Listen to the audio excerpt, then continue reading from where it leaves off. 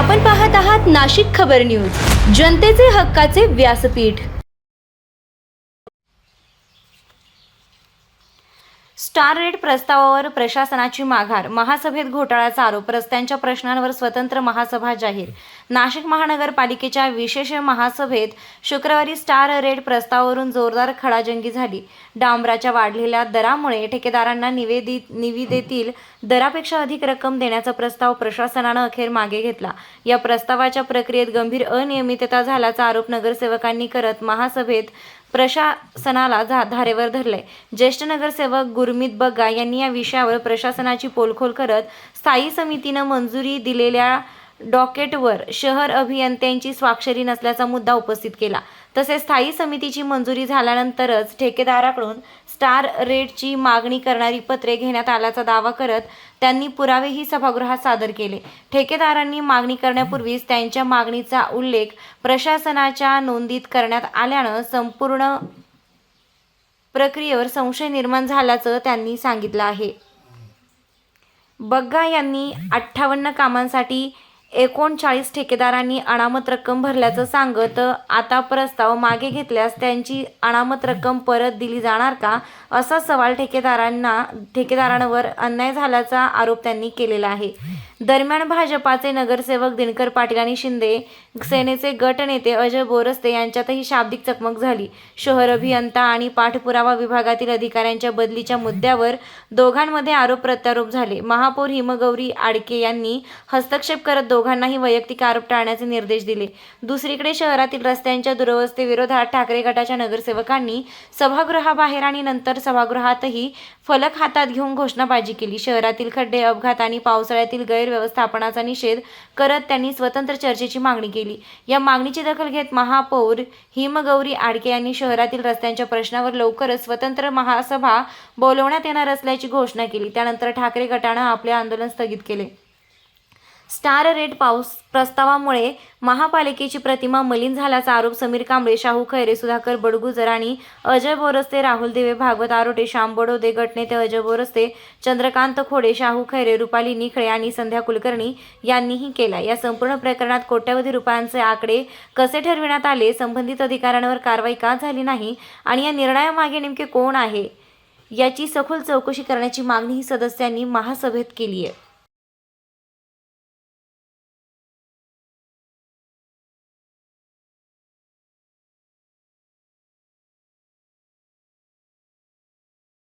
शिक्षणासाठी आहे। अनुषंगाने बोलता आहे, पण डॉक्टर वेगळा आहे। तुम्ही नीट बघा, हा जो विषय याच्यावर स्पेशली डिस्कशन करावं लागेल। तुम्ही जो विषय विकास कामे झाली पाहिजे, विकास कामे झाली, आपण डॉक्टरवरती विचार करतोय। आपण डॉक्टरमध्ये दोनच विषय दिले, त्याच्याबद्दल बोलतोय। आपण पॉझिटिव्ह आहात डॉक्टरसाठी? बरं, ठीक आहे। तुमचं मत घेतलेलं आहे। राजू बोला।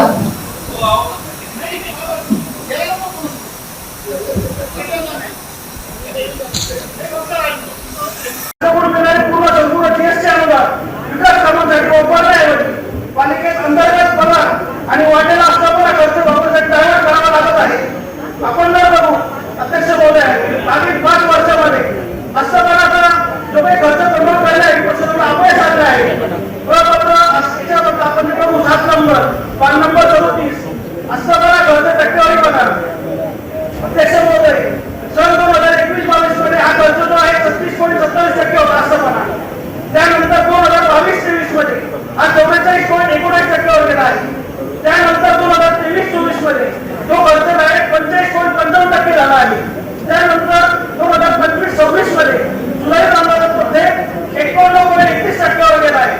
म्हणजे आतापर्यंत खर्च आहे तर आपण सर्व खर्च पर्यंत वाढवून ते 54.38% वर पोहोचण्याचा अंदाज मान्य आयुक्तांच्या अंदाजपत्रकात दिला आहे। तर माझी यामध्ये आणखी एक महापालिकेचा सर्वांना धोका आहे की 400 कोटीचे बॉन्डचं जे काही व्याज आहे ती मुद्दल परतफेड आहे। कुंभमेळ सोडून प्रकल्पाची देखभाल तंत्रज्ञानासाठी दरवर्षी 189 कोटी रुपये, तसेच सिटी लिंकचे 100 कोटी रुपये अतिरिक्त बोनस नाशिकच्या तुलनेवर आपल्या पडणार आहे। तर या संदर्भात कुठलं नियोजन हे प्रशासनाने केलं आहे का? असा खर्चाचा जो काही गुणोत्तर आपण बघतोय तो अतिशय गंभीर आहे। तर या संदर्भात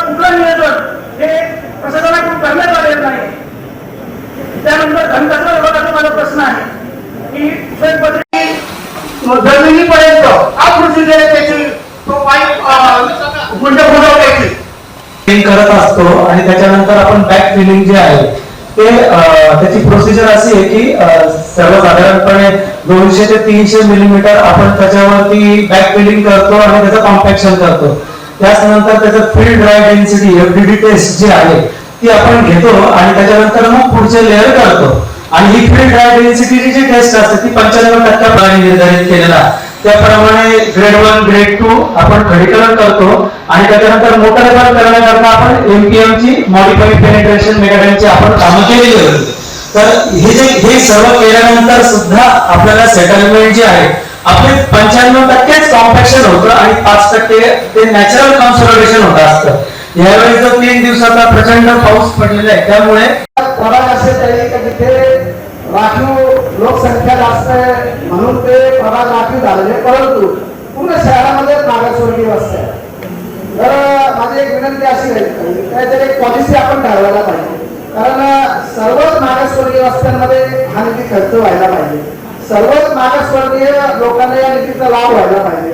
कारण आपण जर बघितलं तर प्रशासनाने मागच्या काळामध्ये काही डॉक्युमेंट असे पाठवले, निश्चितच हे जे काही डॉक्युमेंट पाठवले गेले ती पण गरजच असेल. सन्मान्य सदस्यांनी मागासवर्गीय वस्त्यांमध्ये निकट लक्षात घेऊन ते डॉक्युमेंट पाठवतात, त्याच्यासाठी मागणी केलेली असेल. परंतु जर कधी 28 कोटींमधले 28 कोटी रुपये जर फक्त 7 प्रभागासाठी गेले तर बाकीच्या प्रभागांनी करायचं काय, बाकीच्या मागासवर्गीय लोकांनी करायचं काय. तर त्याच्यासाठी एक विनंती सभागृहाच्या वतीने सर्वांना समसमान निधी जिथे गरज आहे तिथे आपण जनरल निधीतून सुद्धा आपण त्याची तरतूद करायला पाहिजे. कारण बऱ्याचशा सदस्यांना ते बोलायचे परंतु काही कारणास्तव बोलता नाही आलं. परंतु माझी आपल्याला सभागृहाला नम्र विनंती की आपण सर्वच मागासवर्गीय वस्त्यांमध्ये हा निधी खर्च केला पाहिजे. आणि एक दुसरी अशी विनंती आहे, महापौरताई आपण मागच्या महिन्यामध्ये काही घरकुल वसाहतींना भेट दिल्या. एक इंद्रानगरमधल्या वडाळ्यातल्या घरकुल वसाहतीमध्ये आपण भेट दिली. 9 इमारती आहेत, सर्वच मागासवर्गीय लोक तिथे राहतात. आज अशी परिस्थिती झाली आहे की नाशिक शहरामध्ये जेवढे घरकुल बांधण्यात आलेले त्या घरकुलचा मेंटेनन्स जेव्हा ते वापरतात तिथे जेव्हा ते लाभार्थी तिथे राहतात तिथला मेंटेनन्स त्या लाभार्थ्यांनी करावा असे त्यावेळेस सांगण्यात आलेले होतं. परंतु त्यांना कुठे कागदपत्र काही दिले 12,000 रुपये भरून घेतले आणि एक पावती दिलेली. परंतु आपले अधिकारी असतील त्या अधिकाऱ्यांचं असं म्हणणं असतं का तुमचे कामं महत्वाची कामं आहेत ती आम्हाला करता येणार नाही, कारण आम्ही तुम्हाला जेव्हा घर अलर्ट केलं तेव्हा त्याच्यात तुमच्याकडून लिहून घेतलेलं होतं. परंतु काही आपण जर बघितलं तर जेवढ्या घरकुल वसाहती या सगळ्यांची दुरावस्था अशी आहे तर या घरकुल वसाहतींमध्ये जे बाहेरची कामं वैयक्तिक कामं आपण करू नका, कुठल्याही वैयक्तिक लाभार्थ्यांचं घरातलं काम करू नका. परंतु बाहेरची जी जागा आहे का त्यांची ड्रेनेज पाईपलाईन बदलायची आवश्यकता आहे, तिथे कॉन्क्रीट करायची गरज आहे, तिथे पाण्याची लाईन टाकायची गरज आहे. आपण या नाशिक शहरातल्या जेवढ्या घरकुल वसाहती तर तिथे जो काही बाहेरची कामं असतील तर तो सुद्धा आपण या मागासवर्गीयांसाठी तरतूद करण्यात आलेली आहे. कारण अधिकारी सांगतात त्याच्यासाठी तरतूद नाही, याला काम करता येणार नाही. आणि त्या अनुषंगाने सर्वच मागासवर्गीय सर्वच घरकुल वसाहतींची परिस्थिती फार दयनीय झालेली आहे. त्याच्यामुळे माझी नम्र विनंती आपल्याला तर आपण या घरकुल वसाहतींसाठी कुठलं तरी धोरण ठरवावं आणि या निधीतून आपलं आणखी जनरल निधीतून त्या ठिकाणी सुद्धा आपण विकास कामे किंवा जी गरजेच्या गोष्टी त्या आपण करायलाच आपल्याला अशी विनंती करतो आणि थांबतो. धन्यवाद. शिवसेनेचा विषय नाही, हा सभागृहातील सर्वांचा विषय. त्या ठिकाणी आपण बघतोय की हे बोर्डवर यशस्वी होत आहे, त्यामुळे या संदर्भात एक स्वतंत्र महासभा व्हावी अशी आमची विनंती आपल्याला आहे. आपल्याला या विषयासाठी विशेष महासभा पुढील आठवड्यात लावणार आहे. मान्य महापौर, सन्मान्य सभागृह, ज्या वेळेला पावसाचा आणि सरफेस किंवा बेस ओला असतो त्यावेळेला आपण डांबरीकरण करू शकत नाही. त्यामुळे पावसाळ्यात डांबरीकरणाने खड्डे भरता येत नाही. आपण त्यावेळेला ते खडीबुरमाने किंवा जेसीबीने भरावं लागतात. डांबरीकरणाने खड्डे जर बेस ओला सुकलेला असेल तरच करू शकतो, नाही तर मग ते डांबर पूर्ण उकळून जातं. 10 मिनिटं तरी ते आहे का त्याच्यामध्ये का फसवताय, किती फसवणूक आहे, किती फसवणूक करून डायरेक्टली चित्र जाणं फिरायला आणारी चेअरमन त्याला तेवढे दबाव आणून ते मंजूर करून अरे तेवढं काय झालं हे आंदोलन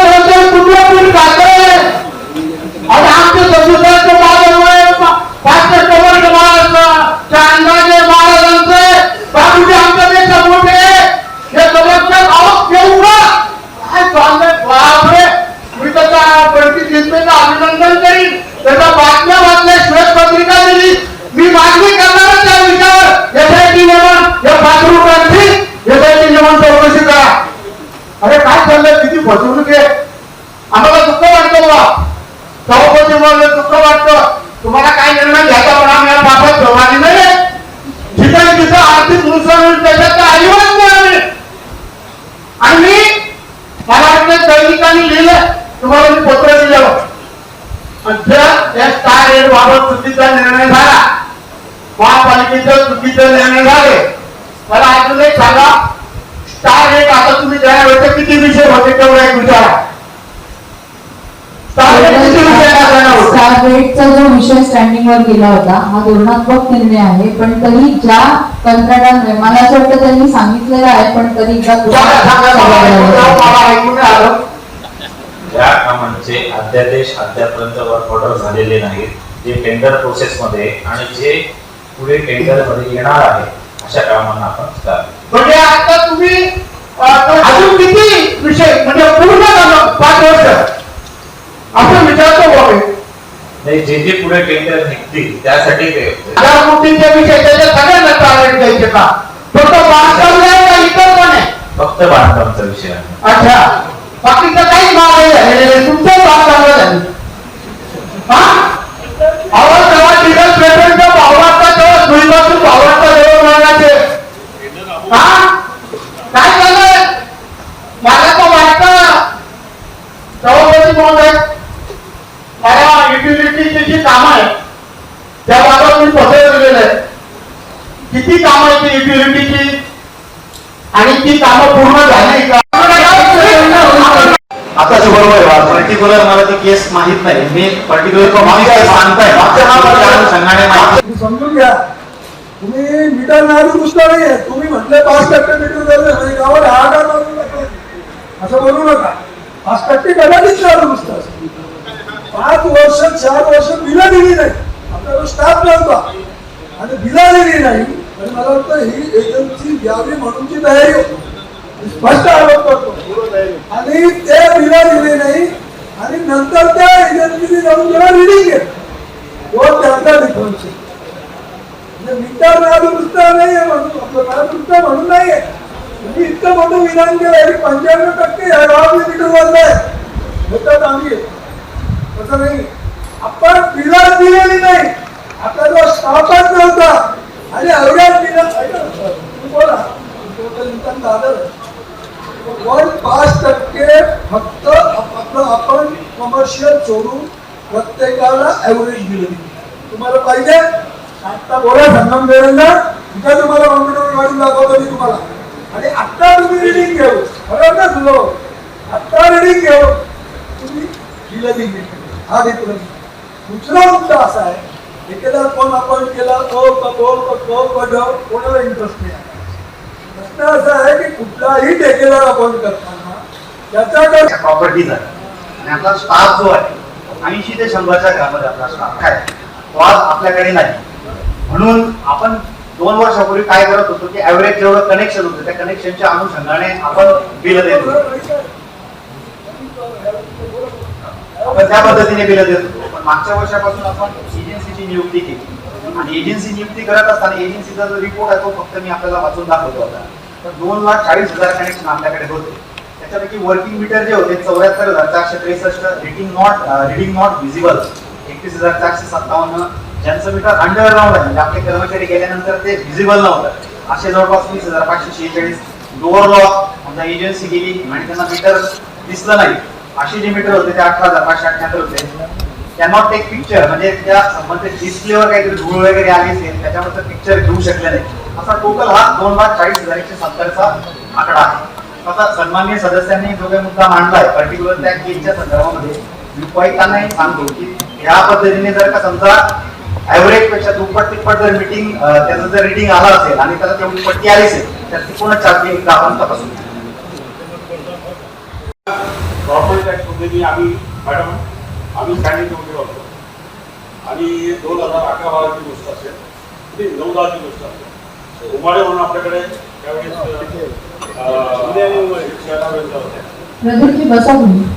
त्यांनी हैदराबादला अक्कलकोला केला हैदराबादला आणि हैदराबादला गेलो तुमची मला भेटत त्यातून प्रॉपर्टी टॅक्स उत्पन्न काय विचारलं 28 एकर त्यावेळेस आता तर तुम्ही 10,000 करोड असेल तेव्हा आम्ही अनालिसिस केलेलं आहे रेकॉर्ड केले रेकॉर्डवरती आणि त्यात व्यक्तिगत स्टॉप केलेला आहे प्रॉपर मेजरमेंट घेऊन कोणाला कमतरता भासते तर प्रशासनाने यामध्ये रोज पाऊल उचलून या ठिकाणी वसुली जास्तीत जास्त झाली पाहिजे. एक दुसरं असं आहे की ऍव्हरेज बिल आपण देतोय, जर का एखाद्याला ऍव्हरेज बिल आपण 100 रुपये देत असेल आणि अचानक जर का एजन्सी थ्रू त्याला 200 रुपयाचं बिल दिलं तर ते नागरिक यासाठी देण्यासाठी मान्य होईल का? एक मिनिट, मला त्याचं उत्तर पाहिजे. ऍव्हरेज बिल जर का आपण 100 रुपये दिलं आणि रिडिंग प्रमाणे किंवा रिडिंग नंतर एजन्सीची नेमली एजन्सीने जर का त्याला डबलचं बिल दिलं, 100चं बिल दिलं, 150चं बिल दिलं, ती यामध्ये मान्य करेल का? आपल्याला आपण जर बघू अध्यक्ष महोदय मागील 5 वर्षामध्ये आस्थापनाचा जो काही खर्च कमी केला आहे प्रशासनाला अपयश आले आहे. प्रपत्र याच्याबद्दल आपण बघू 7 नंबर 5 नंबर 34 आस्थापना खर्च टक्केवारी पगार. अध्यक्ष महोदय सन 2021-22 मध्ये हा खर्च जो आहे 36.27% होता आस्थापना. त्यानंतर 2022-23 मध्ये हा 44.19% वर गेला आहे. त्यानंतर 2023-24 मध्ये तो खर्च डायरेक्ट 45.55% झाला आहे. त्यानंतर 2025-26 मध्ये जुलै मध्ये 51.31% वर गेला आहे. म्हणजे आस्थापनाचा खर्च आहे तर आपण सर्व खर्च पर्यंत वाढवतो ते 54.38% वर पोहोचण्याचा अंदाज मान्य आयुक्तांच्या अंदाजपत्रकात दिला आहे.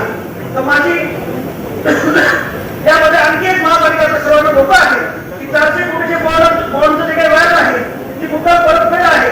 कुंभमेळ सोडून प्रकल्पाची देखभाल तंत्रज्ञानासाठी दरवर्षी 189 कोटी रुपये तसेच सिटी लिंकचे 100 कोटी रुपये अतिरिक्त बोनस नाशिकच्या जोडीवर आपल्या पडणार आहे. तर या संदर्भात कुठलं नियोजन हे प्रशासनाने केलं आहे का? आस्थापना खर्चाचा जो काही गुणोत्तर आपण बघतोय तो अतिशय गंभीर आहे. तर या संदर्भात कुठलं नियोजन हे प्रशासनाकडून करण्यात आलेलं नाही. त्यानंतर घनकचरा विभागाचा माझा प्रश्न आहे की ज्या कॉन्ट्रॅक्टर लोकांनी शेकडो लोकांचे खून केले असं मी म्हणेन, जे ऍक्सिडेंट झाले ज्यामध्ये अनेक लोक दगावले, अनेक लोक हॉस्पिटलला आहे, म्हणजे आपल्या त्र्यंबकचा जो मोटरसायकलवाला बुलेटवाला पोरगा आहे तो अजूनही हॉस्पिटलला आहे आणि तो कोमा आहे. म्हणजे लोकप्रतिनिधी येणार म्हणून घाईगर्दीमध्ये सर्व टेंडर ओपन करून आणि प्रशासनाने ही कामं चालू करायला लावली. आता लोकप्रतिनिधी येणार आहेत तुम्ही एकाच वेळेस आणि एकाच वेळेस संपूर्ण गाव खाण्यात आलं आणि त्याचा आपण आता भोगतोय. आणि त्याच लोकांना परत स्टार रेट द्यायचा तो कसा आणि कशा पद्धतीने बसवता येईल याच्याबाबतचं विवेचन हे सिटी इंजिनियर आपल्याला सांगताय. परंतु आम्ही सभागृहामध्ये गेली अनेक वर्ष सभागृहात नुसतं पदाधिकारी म्हणूनच नाही तर सभागृहाच्या अगोदर आम्ही कर्मचारी म्हणून सुद्धा या महापालिकेमध्ये काम केलंय आणि या शहराचं आम्ही देणं लागतोय. म्हणून आम्हाला इथं बसताना ज्या लोकांनी आम्हाला इथं पाठवलंय त्यांचं हितसंबंध अगोदर बघणं आणि नंतर मग जे कोणी आमचे नेते असतील किंवा जे कोणी आम्हाला ज्यांचं आम्ही देणं लागतोय किंवा जे काही आमचे उच्चपदस्थ असतील त्यांचं नंतर देणं लागतोय. त्यामुळं स्टार रेट आमच्या विचारलं स्टार रेट कशाला म्हणतात आणि त्याचं विवेचन त्यांनी केलं, त्याच्या पद्धतीने त्यांनी मांडलं. परंतु मी तुम्हाला थोडस जरा वाचून दाखवतो. नाशिकचा एक सतर्क लोकप्रतिनिधी या नात्यानं महापालिकेचे रक्षण करणे हे माझे आद्य कर्तव्य आहे. या पार्श्वभूमीवर प्रस्तावित स्टार रेट प्रणालीचा सखोल अभ्यास केला असता असे स्पष्ट होते की हा निर्णय पूर्णपणे कंत्राटदारांच्या म्हणजे ठेकेदारांच्या फायद्यासाठी आणि महापालिकेचं आर्थिक नुकसान करणारा आहे. या प्रस्तावाला माझा खालील मुद्द्यांच्या आधारे तीव्र आक्षेप आहे. कंत्राटदारांचे अवाजवी हित रक्षण कार्बेट प्रणालीमुळे सिमेंट, लोखंड, स्टील म्हणजे किंवा डांबर यासारख्या बांधकाम साहित्याचे बाजारभाव वाढल्यास त्याची वाढीव रक्कम कंत्राटदारांना देण्याची मुभा मिळते. त्यामुळं कंत्राटदारांचे व्यावसायिक धोके संपून त्यांचे नफेखोरीचे गणित सुरक्षित होते. मात्र याचा थेट आर्थिक भूर्दंड महापालिकेच्या म्हणजे पर्यायाने नाशिकच्या करदात्या जनतेच्या तिजोरीवर पडतो. महानगरपालिकेवर प्रचंड आर्थिक ताण या प्रणालीमुळे कोणत्याही प्रकारचा मूळ खर्च निश्चित राहत नाही. कामात वारंवार होणाऱ्या 8 वर्षानंतर इथं लोकप्रतिनिधी आलेले आहेत. मला घरी जाताना पहिले 5-10 मीटर आले, आता मला किती पंडित कॉलनी, पत्रकार कॉलनी असं वर्ष करून जातं. शहरामधले सुद्धा रस्ते बरोबर जातात. त्यामुळे आपण तुम्ही जे बोलला आपल्याला ऑक्टोबर महिन्यामध्ये ध्वजारोहण करायचं आहे. आपल्यामध्ये बोलतो, आपल्यामध्ये कॉमेंट्स करतो. आपल्यावरती आपण इथे काय प्रत्येक मी फार हुशार असं आम्ही इथं कोणीच दाखवणार नाही, तिथं मुळीच नाही. आपल्याला शहराची कामं करायची. दिल्लीपर्यंत गेलो की नाश्त्यात काय चाललं, आपल्या नावाने बोंबा वाढता उपमाधूस आहे. आपल्याला त्याची जास्त माहिती आपण ठेवतात. परंतु माझी अशी विनंती आहे सगळ्यांना, अध्यक्ष महोदया, तुम्हाला या कार्याच्या संदर्भात सगळ्या केशवपूर हे सर्व अधिकारी होते की ज्या अधिकारी काम करायचे त्यांची बदली झाली पाहिजे. आमच्यावर फार मोठे आरोप झाले महाप्रकरणाचे. अजय बाबा, तुमची मिटिंग चालू होती, मी आमच्यात आलो होतो. महाप्रकरणात जे अधिकारी कसे आले, तुमच्यावर फार मोठे आरोप झाले. आपलं ठरलं होतं का, तुमचं चाललं होतं का आग्रावाची बदली करायची, धारणकरची करायची, तर त्या बदल्या थांबल्या मला वाटतं. आता का थांबला मला नाही माहिती. मला वाटतं जे विषय झाले ना त्याला चालनाच मिळाली पाहिजे. मी खरं तर शाहू महाराजांचं, सुधाकर गुजर, बापूजीचं अभिनंदन करीन. त्यांच्या अतिशय चांगला परफेक्टपणे विषय मांडलाय. का याचा घोटाळा कसा केला पाहिजे, पुढे कसा आला तर चुकीचा आलेला आहे. पूर्ण प्रोसिजर चुकीचे. आता कोणी किती सारं सरळ केली मी तर त्याच्याची जमत नाहीये. आज बाबूजीने अतिशय चांगला विषय मांडला, सुधाकर गुजरने मांडला आणि शाहू महाराजांनी मांडलेला आहे. तो महापालिकेच्या हिताचं आर्थिक नुकसान होऊ नये सोपऱ्यापणाचं अजिबात नाही त्याच्यामध्ये. कारण महापालिकेच्या माध्यमातून खर्च बुडवला होता. त्या सिटी इंजिनियरने सांगावं पावसाळ्यात कोणता कामाला आणलेला खर्च बुडवायला. अरे मागच्या वेळेस तरी खर्च बुडवलं का, असं दिलं काढलंय. अरे खड्डे बुडवायचे तर याचं मेमध्येच सगळे प्रोसिजर पूर्ण झाले पाहिजे. 6 महिने तुम्हाला इथं विषय आणायला लागतो. कोण बघू मॅडम आले 4 महिने सभापती महोदय. तर सिटी इंजिनियर साहेबांना सांगा कोणतं काम आहे, खर्च बुजवणार, कधी बुजवणार, कसे बुजवणार, याचे उत्तर मला भरपूर बोलायचं सांगा. अग्रवाल साहेब आपण उत्तर नाही. कोणतं काम आहे पावसाळ्याचं काम कसे बुजवायचे सांगा. आणि विसरू का. अरे सगळी प्रोसिजर तुम्ही जी केली 4 महिन्याची, सगळी प्रोसिजर चुकीची करून महासभेची परवानगी न घेता इथे यायला पाहिजे. स्टँडिंगवर जातो, स्टँडिंगवर सगळा राजावाजा झाला आणि मग तुमच्याकडे मी पत्र दिलं, तुम्ही सुद्धा घेतला. आता ते मागायला घेतला. संपूर्णपणे महापालिकेची लूट चालवलेली आहे.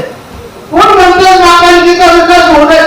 अहो 6 महिने झाले ट्रॅक्टर सुद्धा मिळत नाही, जेसीबी मिळत नाही, मुरुम मिळत नाही. हे सगळे प्रकार त्या सिटी इंजिनियरमुळे होत आहेत. आज मला वाटलं होतं अजय दादा खूप फुल दिला सिटी इंजिनियर बद्दल, पण त्यांनी मला थोडक्यात आवडलं. तुम्हीच बोलले होते याची बदली करायची. माराच्या प्रकरणात आमचं खूप मोठे आर्थिक आरोप झाले आणि तुम्ही आज सांगून घेतलं.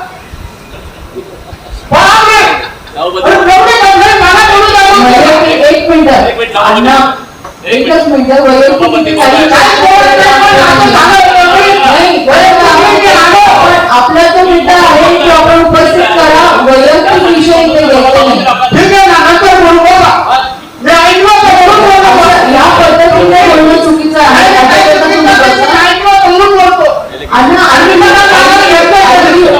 माहितीवरती आपण बोलून काहीतरी वाद होतोय. आपल्याला जे काही विचारायचं सांगा कोणतं काम आहे आणि मागच्या वर्षी खरंच सगळे मुलावले का आणि मुलावले असतील तुम्ही या ठेकेदारांनी मागच्या वर्षी बी तुम्ही दिले गेले.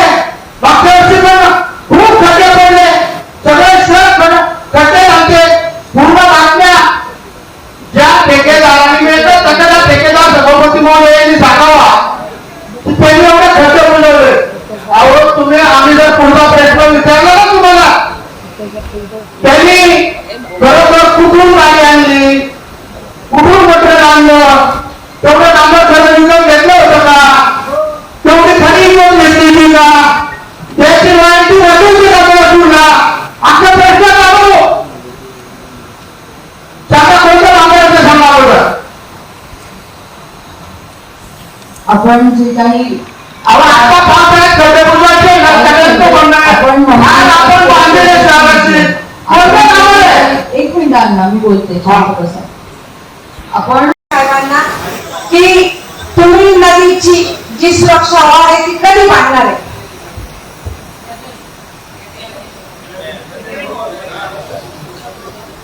ठेकेदारांना विचारून साहेबांना विचारा आणि त्यांना म्हणा ती वॉल कधी बांधणार आहे.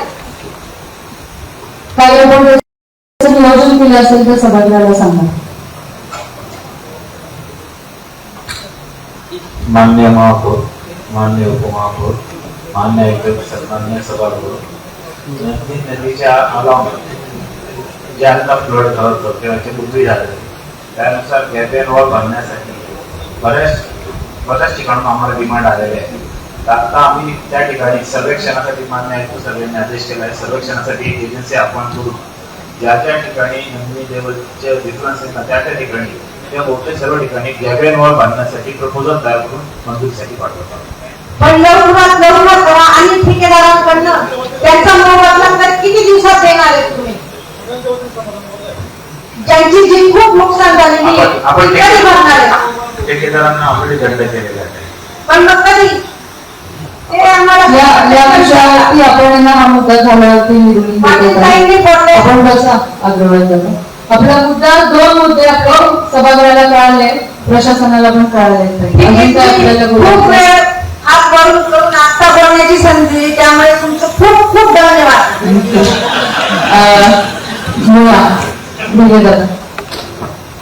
सन्माननीय सभापती, सन्माननीय उपमहापौर, सन्माननीय आयुक्त, नगर सचिव, सन्माननीय सभागृह, सन्माननीय अधिकारी, सन्माननीय पत्रकार बंधूंनो, सन्माननीय सभापती महोदय, अनेक सदस्य नंदिनी नदीचं उत्थान झालं पाहिजे त्याबद्दल आपली तळमळ व्यक्त करत आहे.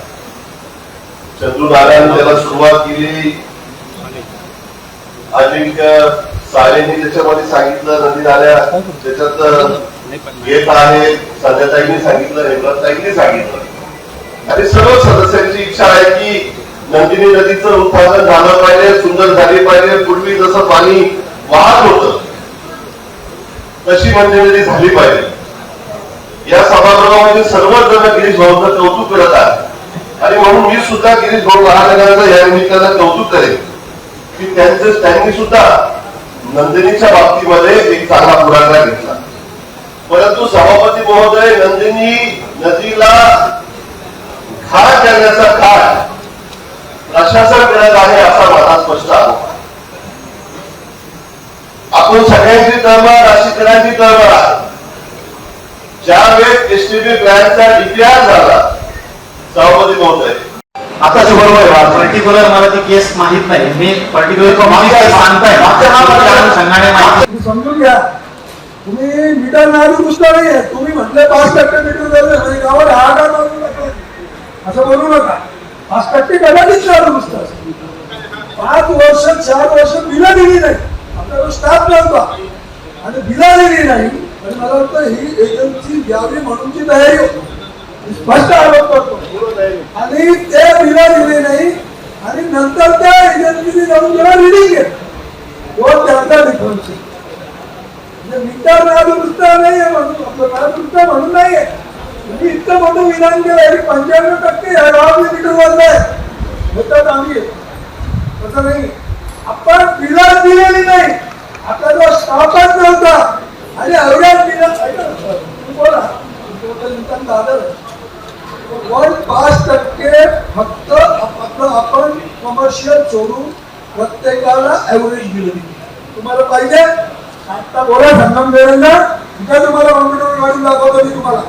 आणि आता तुम्ही रिडिंग घेऊ बरोबर ना तुझं, आता रिडिंग घेऊ तुम्ही बिल दिली. हा घेतलं. दुसरा मुद्दा असा आहे, ठेकेदार कोण आपण केला कोणाला इंटरेस्ट नाही. प्रश्न असा आहे की कुठलाही ठेकेदार अपॉइंट करताना त्याच्याकडे प्रॉपर्टीज आहे आणि आपला स्टाफ जो आहे 80 ते 100च्या घरामध्ये आपला स्टाफ आहे, तो आज आपल्याकडे नाही. म्हणून आपण 2 वर्षापूर्वी काय करत होतो की ऍव्हरेज जेवढं कनेक्शन होतं त्या कनेक्शनच्या अनुषंगाने आपण बिल देत होतो, आपण त्या पद्धतीने बिल देत होतो. पण मागच्या वर्षापासून आपण एजन्सीची नियुक्ती केली आणि एजन्सी नियुक्ती करत असताना एजन्सीचा जो रिपोर्ट आहे तो फक्त मी आपल्याला वाचून दाखवतो होता. तर 2,40,000 कनेक्शन आपल्याकडे होते. त्याच्यापैकी वर्किंग मीटर जे होते 74,463, रिडिंग नॉट व्हिजिबल 31,457, ज्यांचं मीटर अंडरग्राऊंड आहे म्हणजे आपले कर्मचारी गेल्यानंतर ते व्हिजिबल नव्हतं असे जवळपास 20,546, डोअर लॉक आमच्या एजन्सी गेली आणि त्यांना मीटर दिसलं नाही असे जे मीटर होते ते 18,578 होते. कॅनॉट टेक पिक्चर म्हणजे त्या संबंधित डिस्प्लेवर काहीतरी धूळ वगैरे आली असेल त्याच्यामध्ये पिक्चर घेऊ शकले नाही. असा टोटल हा 2,40,170चा आकडा आहे. आता सन्माननीय सदस्यांनी जो काही मुद्दा मांडलाय पर्टिक्युलर त्या केसच्या संदर्भामध्ये मी उपायुक्तांनाही सांगतो की ह्या पद्धतीने जर का समजा ऍव्हरेज पेक्षा दुप्पट तिप्पट जर मीटिंग त्याचं जर रिडिंग आला असेल आणि त्याला तेवढी पट्टी आली असेल तर ती पूर्ण चार्जिंग आपण तपासून गरजेचं होतं आणि मुदतवाढ का द्यायची 6 वर्षापासून आपण एकाच ठेकेदाराला. म्हणूनच आपण मुदतवाढ नाही करत आहे. मी इथे एकदम क्लिअर केलं आहे की महानगरपालिकेकडे हा विषय आणि तो स्टडी करून आपण करणार आहोत. आता 6ही विभागामध्ये वेगवेगळं करायचंय, ते कशा पद्धतीने करायचंय याचं डॉक्युमेंट फेर निविदाने होणार आहे की फेर आपण भरती करून होणार आहे हे प्रशासन आपल्याकडे सादर करेल. पण त्याआधी ज्यांना इथे विषय मांडायचा आहे अजय दादा बोला, तोपर्यंत हा विषय आपण पुढे आपण मांडणी करू. सन्माननीय महापौर महोदय, सन्माननीय उपमहापौर, शिवसेनेचा विषय नाही, हा सभागृहातील सर्वांचा विषय आहे. त्या ठिकाणी आपण बघतोय की रिपोर्ट्सवर यशस्वी होत आहे. त्यामुळे या संदर्भात एक स्वतंत्र महासभा व्हावी अशी आमची विनंती आपल्याला आहे.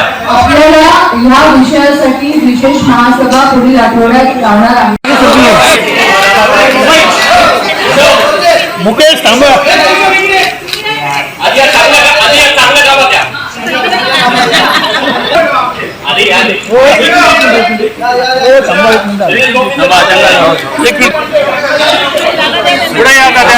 अन्न थोडं मागे सरका, अन्न मागे, अन्न थोडं मागे, अन्न थोडं मागे.